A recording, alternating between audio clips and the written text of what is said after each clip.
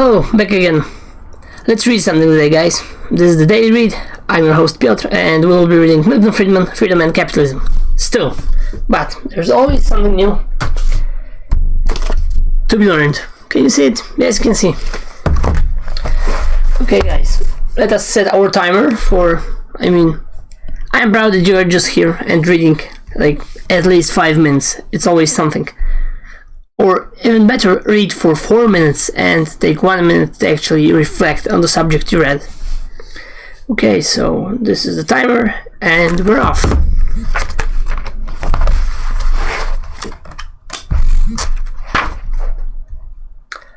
Let's just play some music.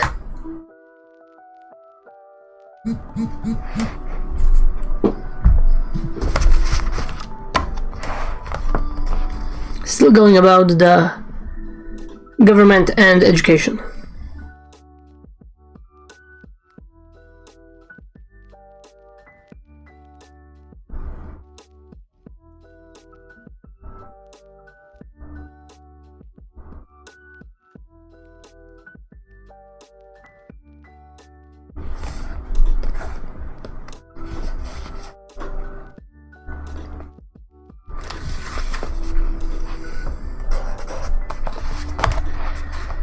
The basis of investing into education is that the more educated you are, the more skill you have in whatever field, you pretty much earn more money.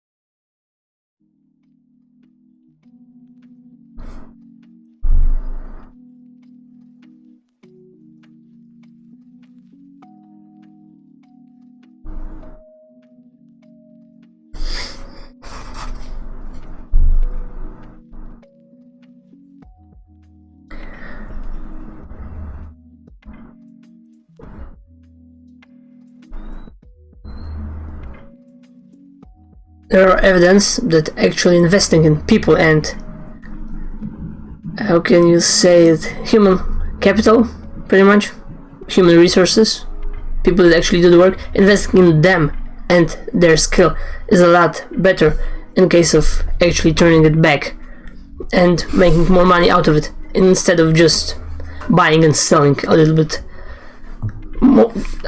Buying something cheaper and selling it to someone for a higher price. It's okay, but it's not as good as actually hiring a good salesman.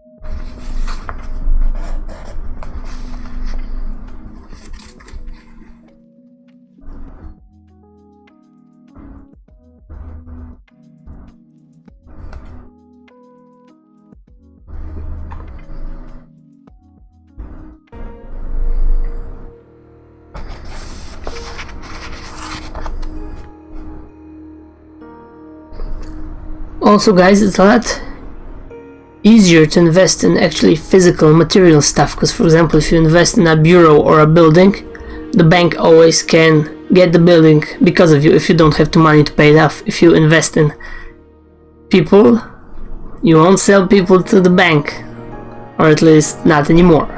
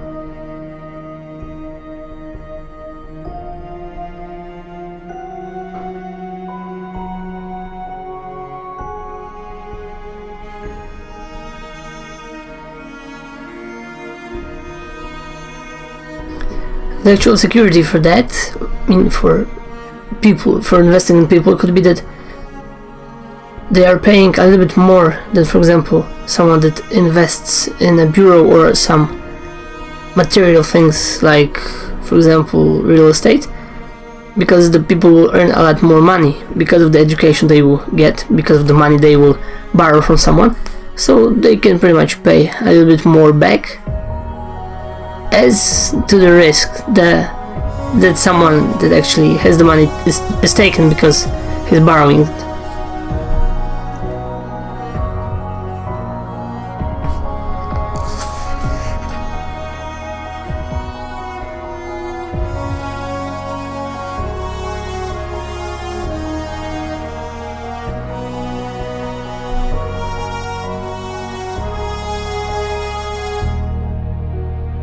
Pretty much the quintessence of that is the student loan in America.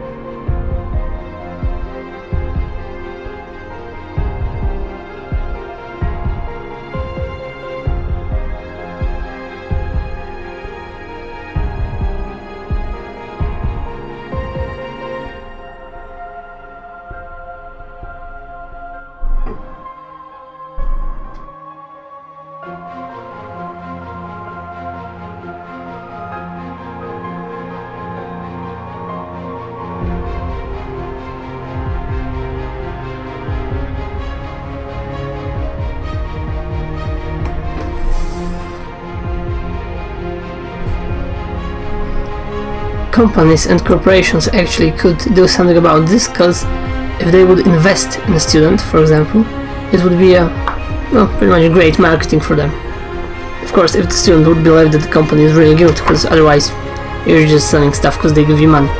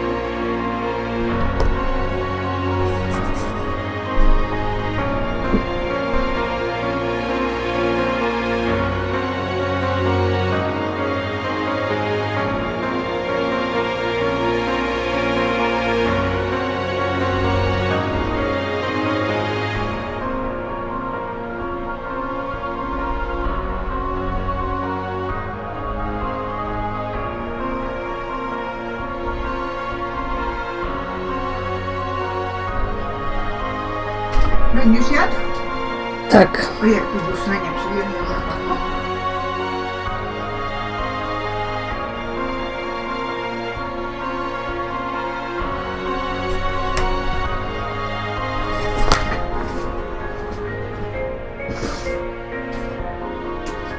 Zaraz przyjdę.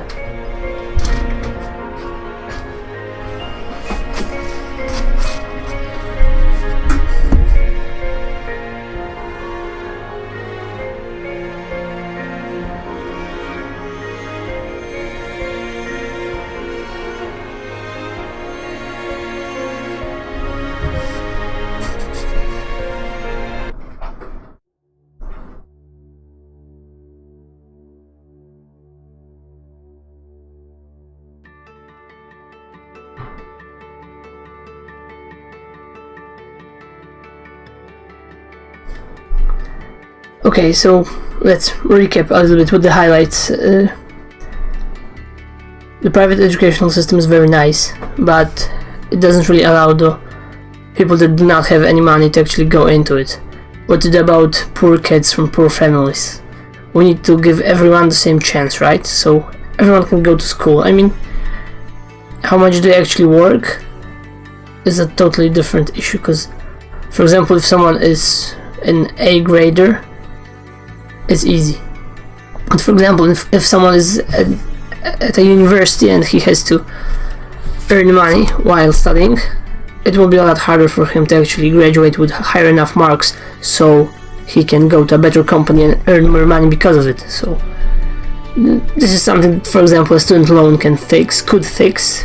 You could find a sponsor, some scholarships, etc. So you pretty much need to be good at least at one thing, very, very good.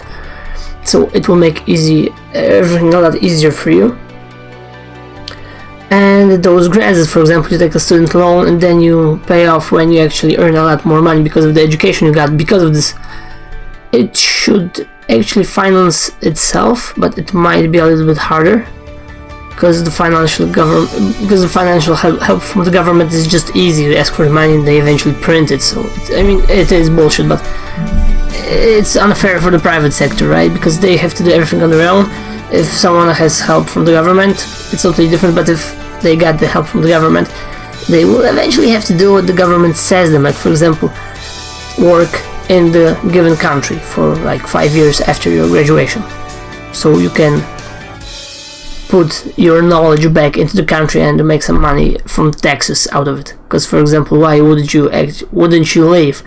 If you have a loan from the government, you earn, you do everything to the best of your abilities, and then you pretty much can migrate to a different country because the person of your skill set that was educated for example, American dollars will go to Europe and work there because they are paying you for your skill set twice as much as they are willing to pay you in the USA. Why would you stay? Okay guys, this is the end of the chapter about capitalism about educational integration with the private sector and the government. The next chapter is capitalism and discrimination. That will be a nice one. Thanks for listening, tuning in, and see you later. Have a nice read.